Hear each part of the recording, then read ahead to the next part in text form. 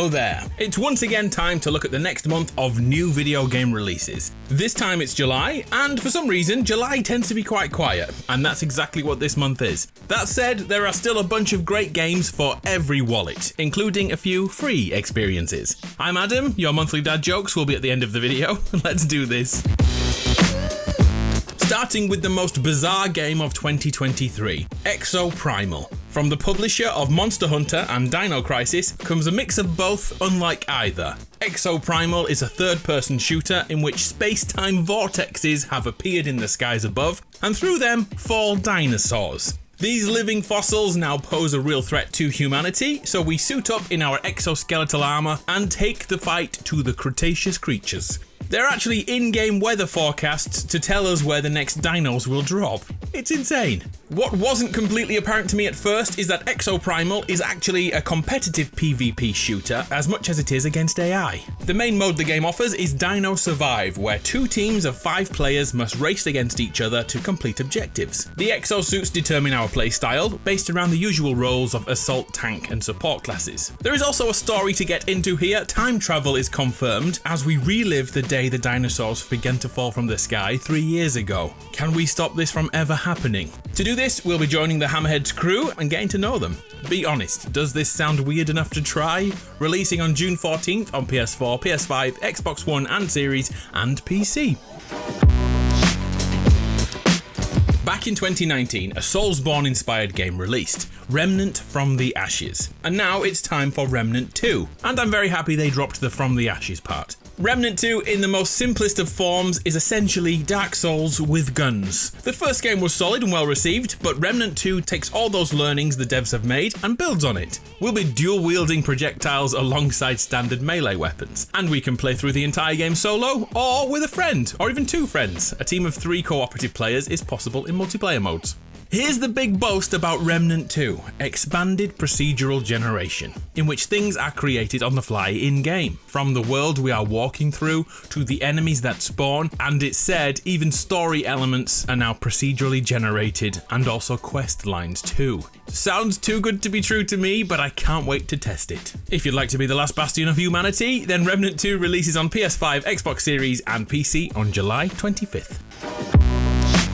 Ratchet and Clank Rift Apart is the latest PlayStation game to get a port over to PC this July. By the way, it's currently on PS Plus Extra for those who are PlayStation only. The action platformer was once used to show off the speed of the PS5's SSD. This was one of the first games to show us the difference between the last gen and current gen consoles, and although the Rift opening gimmick didn't please everyone, the lovable characters and bizarre weapons really did. The story of the last Lombax and his buddy finally finding someone else out there is really well told, and hey, it's a game that lets you drop a T-Rex from Horizon Zero Dawn on the heads of your enemies. What's not to love? Ratchet and Clank Rift Apart will likely be judged primarily on the quality of the port, as the frankly awful Last of Us Part 1 version for PC a few months back was a horror show. PC fam, you can find this on July 26th.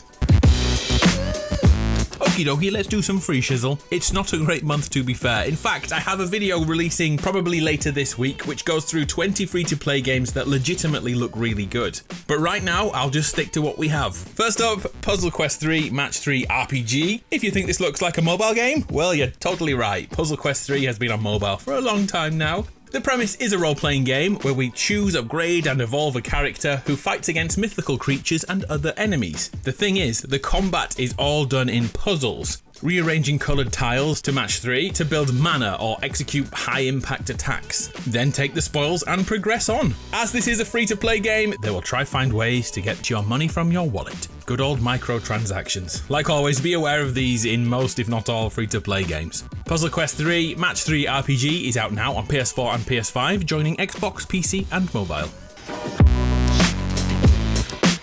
Next, an experience I really can't class as a game, but it sure is educational. This is A Light in the Darkness. Set in France during World War II and follows the life of a Jewish family who go through so much they don't deserve. It's tragic, it's painful, and it's designed to never let us forget what went on back then, so it can never happen again.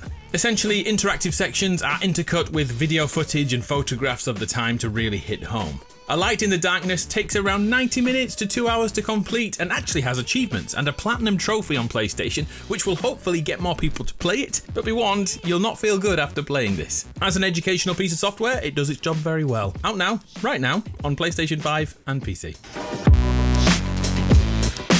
Okay, before I start crying, back to priced games and a few reduced priced games. One of the most underappreciated pieces of kit this year has to be the PSVR 2. And I admit, mine has been collecting dust for a long time now. Well, take a look at this reduced priced game. Synapse retails at $35, that's €35, and 30 quid here in Blighty. Synapse lets us dual wield brutal firepower and telekinesis in a freaky mind-altering VR action shooter. We play as an anti-hero of sorts, sent into the twisted subconscious of a notorious enemy of the state, going inside the mind of a foe to uncover their secrets. I think the idea is great, the aesthetics are amazing, and I'm really hoping the gameplay lives up to it too. Synapse is a PSVR exclusive, releasing on July 4th. Next, Oxenfree 2 Lost Signals, a $20 game. The original game came out of nowhere 7 years ago, an interactive graphic adventure that was like playing through an episode of Stranger Things, which actually makes sense as the publisher is Netflix. We played as a teenager stuck on a supernatural island back then, and this time 5 years have passed, and in Oxenfree Lost Signals we follow the story of Riley as she returns to her hometown to investigate mysterious radio signals that are causing disruptions to the town's electrical equipment. As Riley delves deeper into the mystery, she uncovers a series of unnatural occurrings that are tied to a cult-like group called the Parentage. And each decision we make on the way will change the flow of the story, the direction, and even the ending. Oxenfree has an art style that you will either dig right now or be put off by. But if you like it, Oxenfree 2 releases on July 12th on PlayStation, Switch and PC. Oh, and mobile.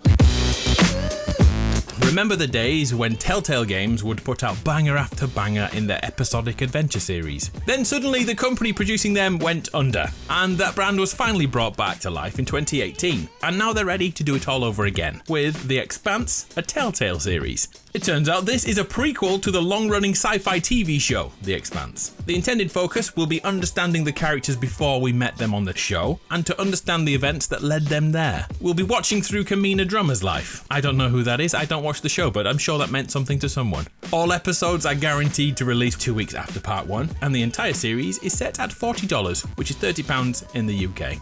To end, a few smaller games that released this month, including the 2D side-scrolling brawler Double Dragon Gaiden Rise of the Dragons, a homage to 1980s and 90s arcade cabinets. That's on July 27th. And we also have GYLT, a narrative adventure game with puzzles, stealth and action set in a fictional town in the very real state of Maine, USA. That's on July 6th. And if you're looking forward to Immortals of Avium, then know that that's been delayed for another month. So we'll talk about that next time. So that is our month. What are you playing? I'm going to try Exoprimal, as it looks so weird it has my attention. And if you're still here now, your reward is bad dad jokes. Like this. What kind of cheese doesn't belong to you? Nacho cheese. Let me try another one. Which cheese gets a grizzly out of a cave? Camembert. If you don't know your cheese, those jokes are terrible. I'm Adam, you're awesome. I'll see you next time.